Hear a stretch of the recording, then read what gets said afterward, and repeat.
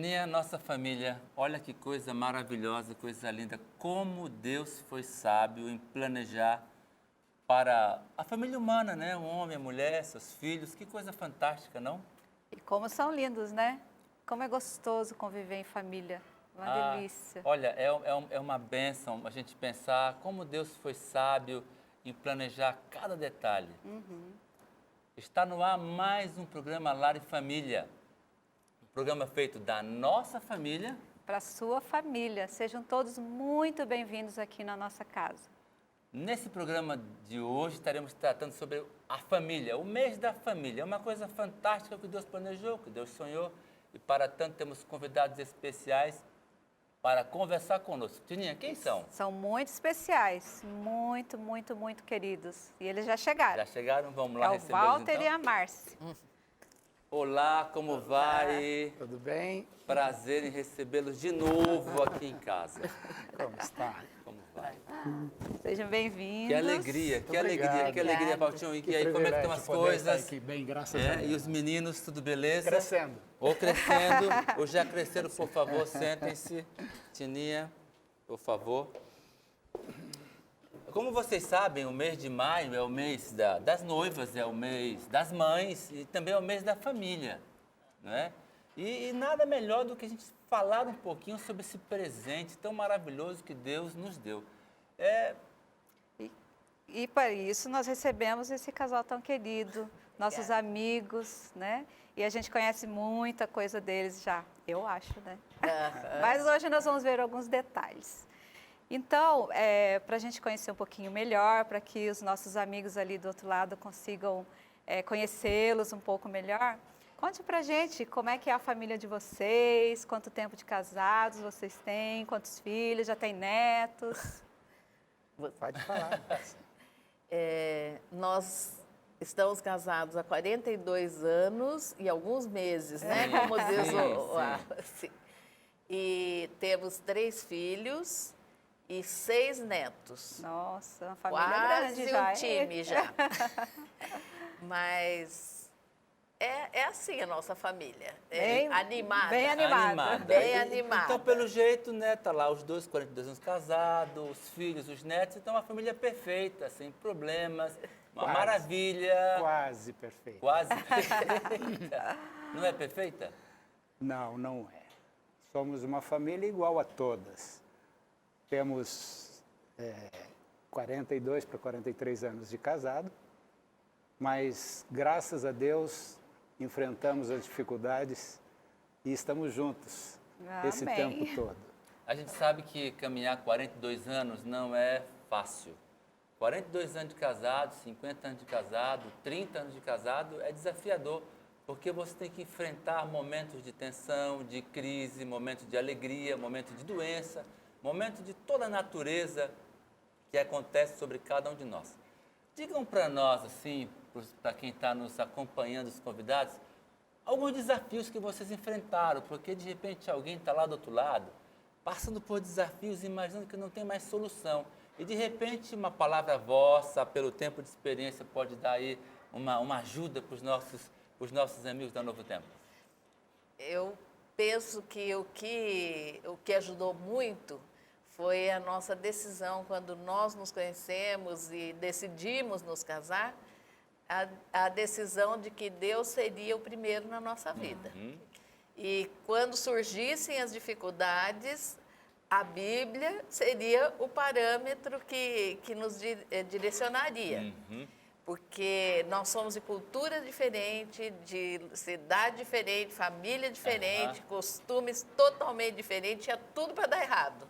E quais são as coisas assim que uniram vocês, os hobbies que vocês têm na família, né? A Fala Tininha aí. quase sempre fala sobre isso, né? Eu estou curiosa para saber uma coisa. Como vocês são de culturas diferentes, que cultura, de que lugar vocês vieram primeiro, né? Eu sou curitibano e morei em várias cidades, mas maior tempo foi em São Paulo e depois em Hortolândia. E a Márcia? E eu sou de Conchal, uma cidadezinha Bem pequenininha, interior. bem interior. Nunca tinha saído dali. Então, você perguntou o que nos une, né? O Os hobby. hobbies que hoje mantêm a família unida, né?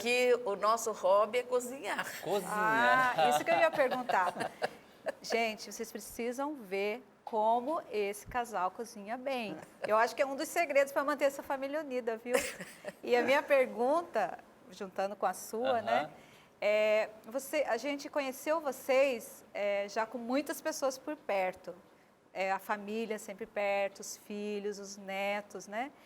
E os amigos, como a gente. Nós já somos fomos, alguns que já foram na sua casa várias vezes para comer, né? Então, como vocês administram tudo isso? Porque a gente sabe que vocês trabalham fora. Alice, voltando um pouquinho, nós formamos uma família baseada num sonho. Num sonho. O sonho era formarmos um lar onde Deus habitasse e que nós pudéssemos ter filhos. E eu brincava com ela que eu queria ter 10 filhos. Opa, que maravilha. E é lógico que ela não teria condições de ter 10 filhos, mas Deus nos deu 10 filhos. Temos vários que se agregaram a nós. E a gente já conheceu pelo menos uns 2. E de uma maneira muito gostosa. Então, quando nós perdemos nossa mãe, a minha mãe, alguém precisava ser referência de família, de estrutura, de aconchego. E Deus me mostrou que teria que ser eu. Mesmo eu sendo o caçula da família, fui eu quem entendi que tinha que assumir essa responsabilidade. E foi gostoso porque a Márcia topou nós enfrentarmos isso, porque, na verdade, nós recebemos os nossos filhos, os nossos netos, nossos amigos. Todos se mantiveram crentes na fé? Todos. Até hoje? Os filhos, nora, genro, netos? Graças a Deus. E, inclusive, os nossos netos são educados dentro dos princípios. Então, a comida foi uma maneira de trazê-los para perto de nós. E interessante o seguinte, nesse momento, que muitas vezes um filho estava numa situação um pouco melhor, outro um pouco pior, era um momento de a gente compartilhar com todos, sem ninguém se sentir maior ou menor, tá certo? Então nós trazíamos, e as sextas-feiras são pizzas que nós fazemos, e aos sábados a Márcia cozinha muito bem. Quem cozinha melhor? Quem cozinha melhor? Eu acho que nós dois. Eu acho que nós dois, porque cada um na sua... Se saiu bem, se saiu bem. Isso aí foi uma coisa interessante. Quando os filhos se casaram, nós pensamos, agora vai separar quando os filhos cada se casaram. família, porque eles têm uma nova família e tal. Então, nós pensamos uma estratégia. Opa, conta para nós o segredo. Nós não queríamos forçá-los a nada. Então, nós dissemos assim, olha, agora vocês vão ter a casa de vocês, mas saibam que toda sexta e todo sábado vai ter uma comida especial e se vocês quiserem vir, vocês são bem-vindos. E o interessante é que minhas noras e meu genro, eles adotaram a nossa família. Então, nós continuamos unidos, não só mais os 3, mas agora também com o genro e as noras. E isso, assim, é muito interessante. E eles trazem os convidados deles para casa. Então, quando tornou uma grande família, então. Sim, os 10 que ele queria, nós conseguimos. A mesa está sempre cheia. Tem mais de 10. Então, qual que é a relevância de lutar para manter uma família unida? Me dê pontos, assim, tópicos. Pontos que eu devo usar para manter uma família unida. É a disposição de servir. Disposição de servir. O aconchego. Criar um aconchego no lar. O abraço. O abraço. Eles chegam, todos eles são abraçados. E sempre com uma palavra, que Deus te abençoe, que bom você veio, que bom que você está aqui, fiz o que você gosta. Então, às vezes fazemos ou compramos uma fruta ou uma comida específica para um deles. Então, é uma maneira de você se dirigir de forma individual naquele momento, para ele, ou para ela, ou para a criança. Então, muitas vezes, eles estão entrando, eu me ajoelho para abraçá-los na altura deles. Os pequenos. Os pequenos. Por falar nisso, os netinhos gostam de cozinhar também já? Já, é mal de família. Meu pai. Todos eles gostam de mexer na cozinha. O brinquedo deles são as panelas, as batatas, as cebolas. E essa é uma dica que eu daria, né? Você não pode se incomodar com a bagunça na casa, com a canseira, porque senão a coisa não acontece. Dá trabalho. Dá trabalho. Quando os filhos eram adolescentes, eles traziam os amigos em casa. Então, era muito trabalho, muita louça, muita roupa e muito desconforto. Nós não tínhamos, assim, tranquilidade final de semana. Mas hoje nós temos a tranquilidade de saber que eles estão conosco e que quando os amigos vêm, eles da nossa casa é referência para eles também. Vejam o que a Márcia está dizendo, que ter uma família unida, uma família que possa estar junto de fato, para os bons e maus momentos, dá trabalho, dá canseira, é desafiador, você se incomoda, mas vale a pena. Como seria a sociedade se os pais, que são os cabeças da família, pensassem dessa forma? Como vocês veem que seria a sociedade, o entorno de cada família que tivesse uma visão como essa? Seria muito gostoso. Porque, na verdade, é esse momento que você consegue trazê-los para perto de você. O Edu é o meu neto mais velho. E ele gosta de comer, mas ele também gosta de cozinhar. Então, ele vai lá em casa, vamos fazer isso, vamos fazer aquilo. E ama enfeitar. Ele puxou pela mãe. A mãe adora fazer comida, enfeitar uma mesa, preparar os alimentos, receber pessoas.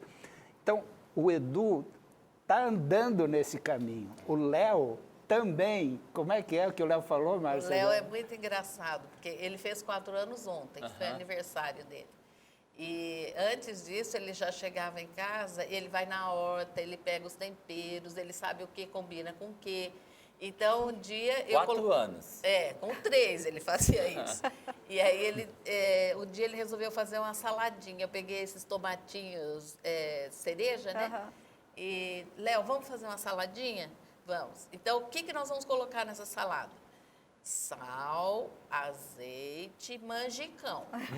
Que bonitinho. Então, ele tem essa noção, assim, do que combina com o que e gosta. Mas eu percebo que vocês têm um coração muito grande para abraçar a família. Mas, gente, vocês precisam imaginar o trabalho que esse casal faz também com outras famílias. Eles chamam essa família para a casa deles. Conta um pouquinho para nós como é que vocês fazem isso. Eu acho que surgiu dos 10 filhos que ele queria e eu não pude dar. Então, quando nós percebemos que existe algum jovem carente de afeto, com problema familiar, alguma coisa, nós procuramos agregar, né? E isso é tão interessante, porque espontaneamente eles nos adotam como família. Olha então só. é um orgulho a gente saber que hoje nós temos filhos espalhados aí pelo país e até fora do país. Me diz uma coisa, só para interrompendo, porque isso não pode passar batido. Quantos filhos que vocês formaram, pastores e médicos? Eu sei que tem um pessoal aí que vocês ajudaram, apoiaram. Filhos assim. Filhos postiços que vocês chamaram a responsabilidade para cuidar, mesmo sendo uma família imperfeita.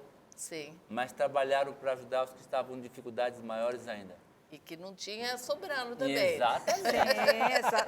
A gente repartiu o que tinha, mas... Olha, primeiro eu fui trabalhar para que minha irmã pudesse estudar. Sim, a tua irmã então, primeiro. a minha irmã, a formei como médica. Certo.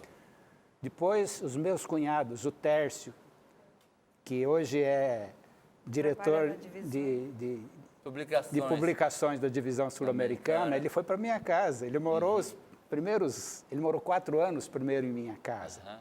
E ele foi tratado como filho. Depois, quando o Albert foi fazer medicina, o Juan, que era um órfão, que não tinha condições, que sonhava em fazer Então, medicina. em algum momento, até financeiramente, do pouco que vocês tinham, vocês partilhavam com essas pessoas que, infelizmente, a família não tinha muita condição de atender? Isso. Não, o Juan, ele não tinha nada. E eu desafiei ele a fazer medicina, que era o sonho dele fazer. E ele falou, mas eu não tenho dinheiro. Eu falei, eu não perguntei se você tem dinheiro. Eu perguntei se você quer fazer medicina. E aí ele foi e fez o vestibular e passou na Argentina. E eu tinha ganho uma bolsa para o meu filho e eu dei para ele. E no terceiro ano, perdeu-se essa bolsa. E aí eu tive que pagar os outros 4 anos. 4 não, 7, porque ele demorou 10 anos para terminar, para se formar. Só. Ajudei o pastor Hermínio, que hoje é um departamental na associação em Cascavel. Ajudei meus cunhados, né, os irmãos dela, em alguma forma eu os ajudei a se formar.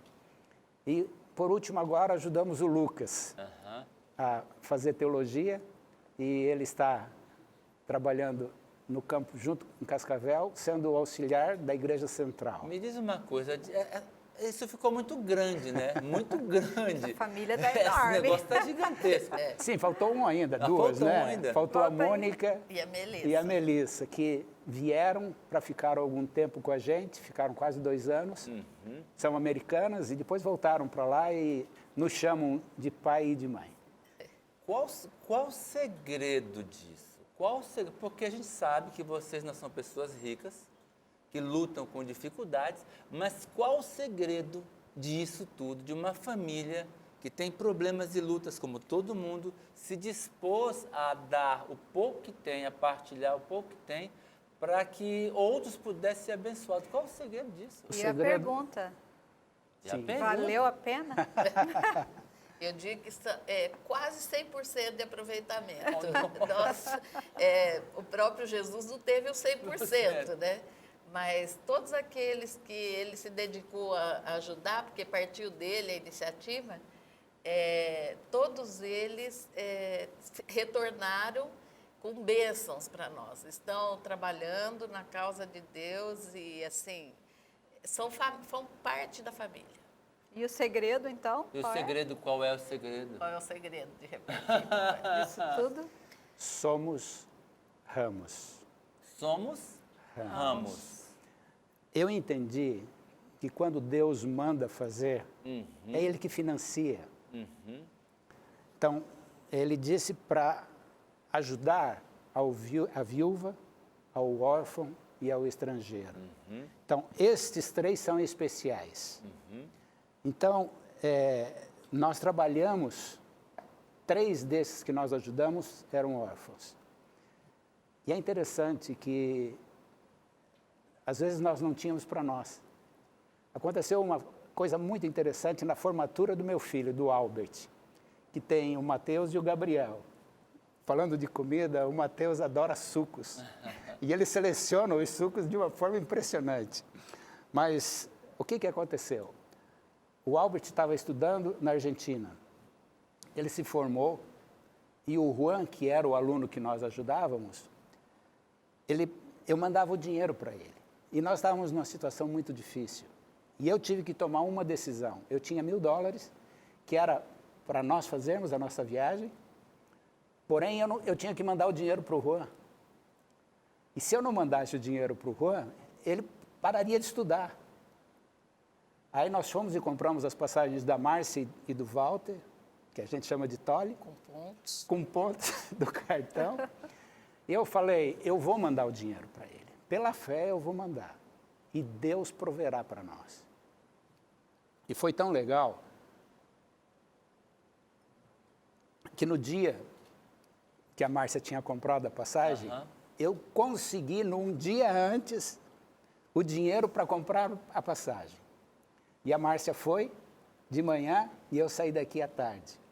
E ela ia pegar às 10 horas da noite um ônibus para ir para a faculdade. E eu saí daqui às 5 da tarde, cheguei às 9 em Buenos Aires e um amigo meu estava me esperando. E nós saímos correndo, porque o aeroporto é longe E quando o ônibus da Márcia estava saindo de ré, eu consegui chegar. E nós chegamos juntos na formatura. Olha só. Que coisa fantástica. Vocês são pessoas imperfeitas, como eu também sou e a Cristina também é, em famílias imperfeitas, lutando para ser uma bênção para a família. Que dicas você daria, Walter, assim, bem pontuais, para um pai que quer se tornar uma referência para a sua família?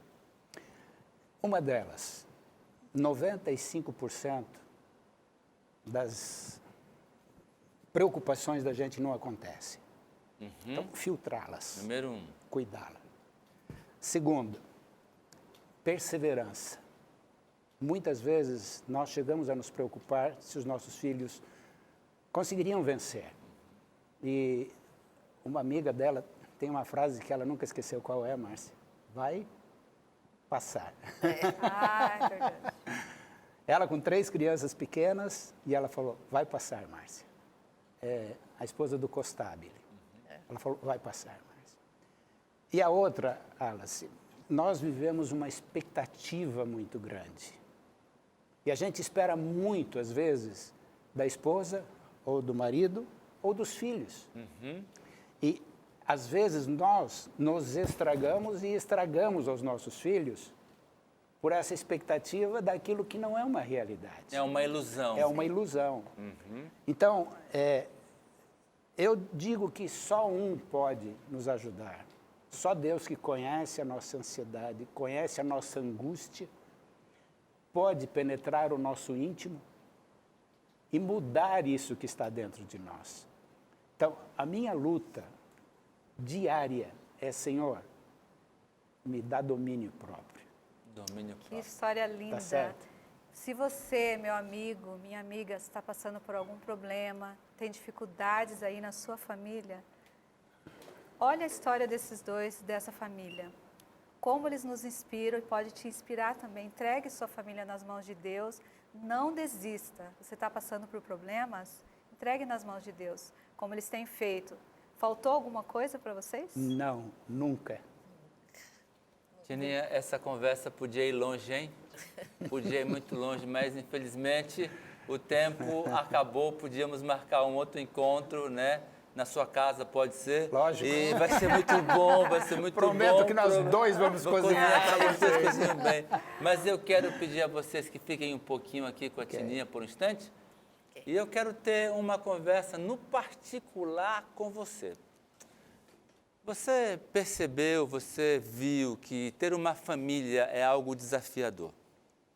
Mas é uma coisa linda, é um plano de Deus, é um sonho de Deus, um homem e uma mulher que se unem pelo amor, assumem um compromisso e começam a criar os filhos, os netos, a avançar.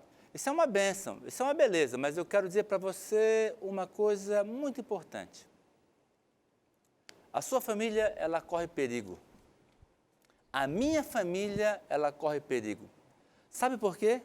Porque há rondando na sua casa, na minha casa, o inimigo das almas. E o plano dele é destruir esse sonho de Deus. Que esse sonho que Deus planejou, ele não aconteça. Sabe, naquele instante que o inimigo está na sua casa, Deus também está ali. Ele quer prover você, sua casa, de bênçãos, de autocontrole, de respeito, dessas ferramentas poderosas que o Espírito Santo pode dar para que nós possamos alcançar o sonho, não de uma família perfeita, mas de uma família que consegue ser bem ajustada, consegue amar, consegue respeitar, consegue aceitar. Cuidar da sua família, meu amigo, minha amiga, é uma tarefa intransferível. Olha bem o que eu estou te falando. É uma tarefa intransferível, é sua responsabilidade. Você assumir um compromisso diante de Deus, consigo mesmo, com o outro, de amar, de respeitar, de cuidar, de avançar.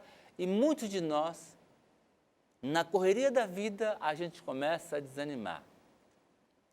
Desanimar porque você imagina que a paixão passou, que a paixão acabou, que os hormônios agora se foram, e aí começam os filhos, começam a realidade, começam as diferenças, começam os problemas e aí você tem suas expectativas frustradas, tudo parecia ilusão, e aí parece ser mais fácil a gente abandonar, a gente fugir, a gente sumir. Eu quero falar uma coisa para você. Quando nós suportamos esses momentos de pressão, de tensão, de dor, de conflito, é nesse momento que nós nos tornamos pessoas reais, de carne e osso, sem expectativas. Temos então naquele momento a certeza de que Deus está conosco. Aí o que você faz?